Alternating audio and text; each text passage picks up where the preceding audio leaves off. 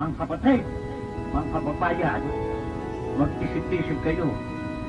Kayo mamamatay. Haharap kayo sa hukuman ng Diyos. Hindi kayo mamamalaging hahanap ng patay, hahanap ng gagamitin, hahanap ng ikalalayan. Darating ang araw mamamatay tayo. Lumabas kayo riyan. Ilan kayo lumabas kayo para. May tanda iyan. Ngayon, iyan lang ba ang kanyang tanda? Sinasabi ba lang Diyos sa ating mag-ingat tayo sa Kanya?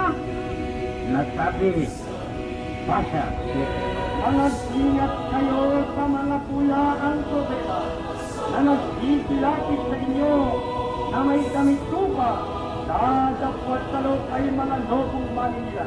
ano wika ng Diyos? Mag-ingat kayo sa bulang propeta. Ang wika ng pasyon, ang lahat ng kanyang kasama, magbabansog na propeta. Sa makapigil ka naman ng Diyos, mag-iingat kayo sa bulang propeta. Paano makikilala? May damit. Ano ang damit? Tupa. Wala, isipan niya naman ito. Bakit? Itaas na ang kamay ng isang taong nakakita ng tupa. Sino ba nakakita ng tupa sa inyo? Hayop na tupa. Napakarami. Ngayon ang tanong ay ito, nakakita po ba kayo ng tupa may damit? Wala. Iisipin na naman niya. Paano ito sinasabing ito ng Diyos? Kung minsan ninasabi ko, Diyos ko, bakit hindi mo pa ako butin? Hindi ko po kaya itong pamatulog ito. Ang ulo ko'y napakasakit na. Pagkabag ako hindi natutulog. Wala akong kaya nito. Ako ang pinipilit mo rito. Sapagkat hindi nalagot ang hininga ko, papalikan ko. Hahanapin ko ang trupa na may damit. Nasumpong ako ba? Nasumpong ako? Bata. Nang kinabukasan ay nakita ni Juan si Jesus na lumalapit sa kanya at sinabi, ito ang konser ng Diyos Tuloy. na nag-alig sa kasalanan ng sanlibutan. Ano ang sabi ni Juan kay Jesus? Kordero ng Diyos. Ano yung salitang kordero? Kastila ang salitang yan. Wikang Kastila. Pero kapatid sa Tagalog, tupa. Sino ang klaseng tupa ito? May damit. Ano ang damit? Mahaba.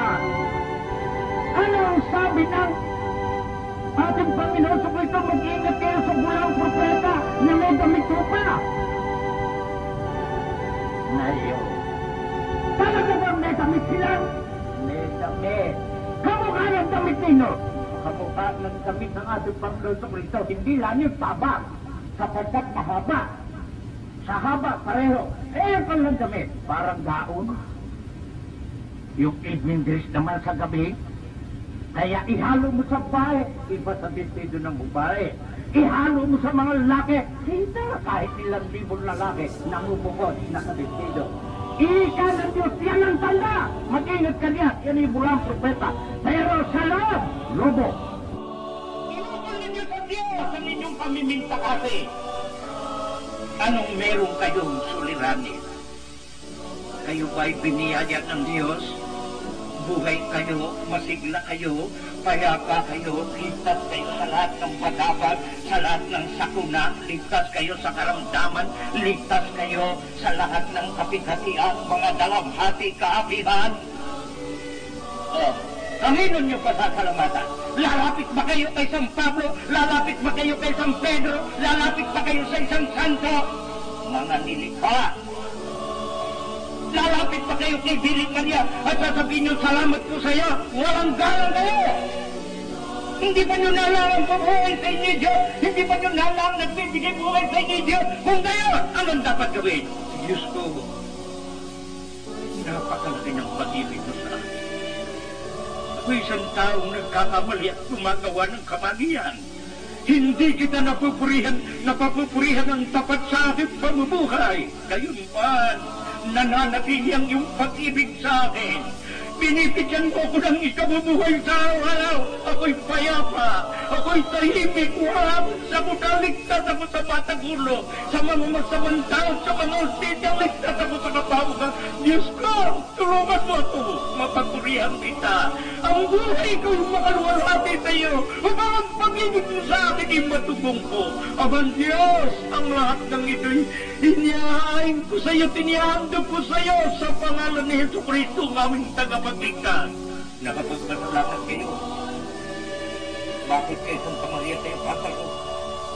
Bakit sa santo? Yung balong sa inyo, yung balong bibigay buhay sa inyo. Wala tayong galong at wala kayong pitag ang nagkakasala tayo sa ginagawa natin yan. Kaya't magbangon tayo, mga kapatid at mga Pilipino, mga kababayan. Magbangon tayo sa pagkakapangyarihan. Yakapin natin ang ating Ama. Yakapin natin ang ating Diyos. Pinaantay niya tayo sa lahat ng sandali.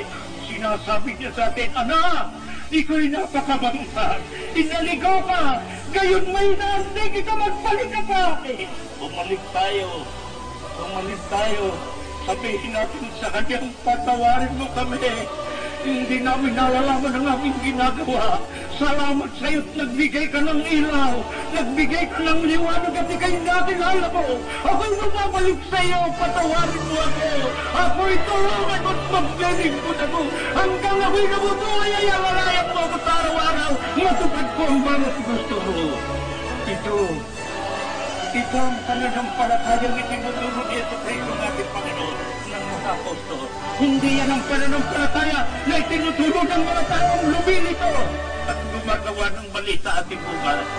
Hindi. Lumapit kayo sa Kanya.